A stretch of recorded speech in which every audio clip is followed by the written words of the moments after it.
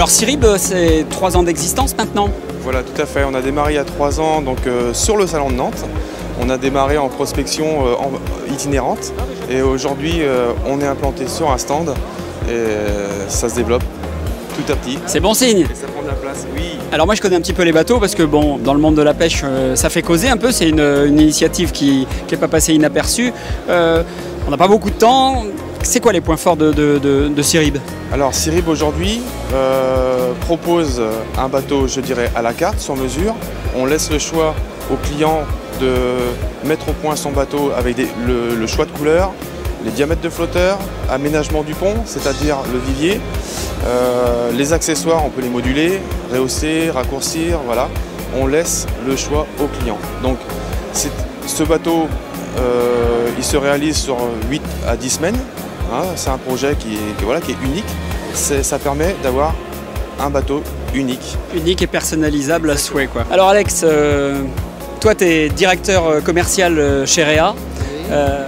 Réa, c'est une référence dans le monde de la pêche.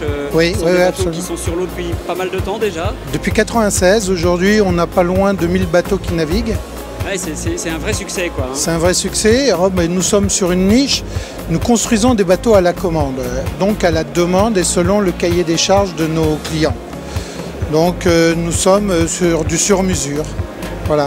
Alors comment tu envisages un petit peu les années à venir pour Réa? Est-ce qu'il va y avoir des grands changements? Est-ce que tu as des scoops à nous donner?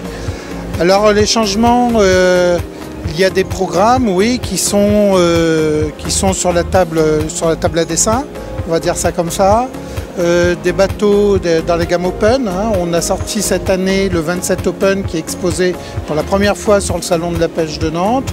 Le 23, on l'avait exposé l'année dernière, il avait eu un vrai succès.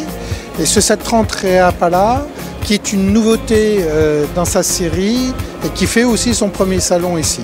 Jean-Luc, tu me disais tout à l'heure qu'il y a un constat aujourd'hui qui est clair, c'est qu'il y a le niveau d'exigence en termes d'embarcation, en termes de bateaux de pêche, c'est monté, surtout dans les pneus, c'est ça? Ouais. Voilà, on est concessionnaire depuis quelques années de la marque Zeppelin. Et puis, au fil des années, on a vu un changement de comportement de nos clients qui ont plutôt délaissé les gros bateaux pour revenir vers des bateaux plus ludiques, mais en même temps très marins, et qui manquaient à l'époque un peu de classe, on va dire, quelque chose un petit peu comme ça, je ne sais pas comment l'exprimer vraiment. Et on s'est rendu compte que tous ces clients-là, qui revenaient vers le semi-rigide, ils avaient vraiment envie d'avoir un bateau qui soit digne de ce nom. Et le semi-rigide manquait de lettres de noblesse, on va dire, comme l'automobile. L'automobile, un client qui rentre aujourd'hui dans une concession automobile, il va avoir une voiture qui est finie, c'est un produit qui est abouti. Et nous, on manquait un petit peu de tous ces petits détails-là, quoi. Nos clients, chez Zeppelin, ce sont des gens qui ont eu d'autres bateaux avant, qui sont revenus vers le semi-rigide ou qui, pour des raisons X, ont évolué vers le semi-rigide en découvrant que c'était un bateau qui était marin, qui était efficace, polyvalent, qui pouvait tout faire avec, qu'il pouvait être aussi bien familial que pêche, puisqu'on est ici au salon de la pêche. Et à force de les écouter, de les entendre, on s'est rendu compte qu'il fallait développer des produits plus finis sur les bateaux. Alors justement, toi, concessionnaire, comment tu interagis avec ces demandes? Comment tu fonctionnes? Voilà. Alors des exemples, par exemple avec Navicom, on avait des problèmes pour le montage. Aujourd'hui, l'électronique prend de plus en plus de place dans une partie pêche, quoi. Donc on s'est rendu compte qu'on avait besoin de mieux connaître leurs appareils.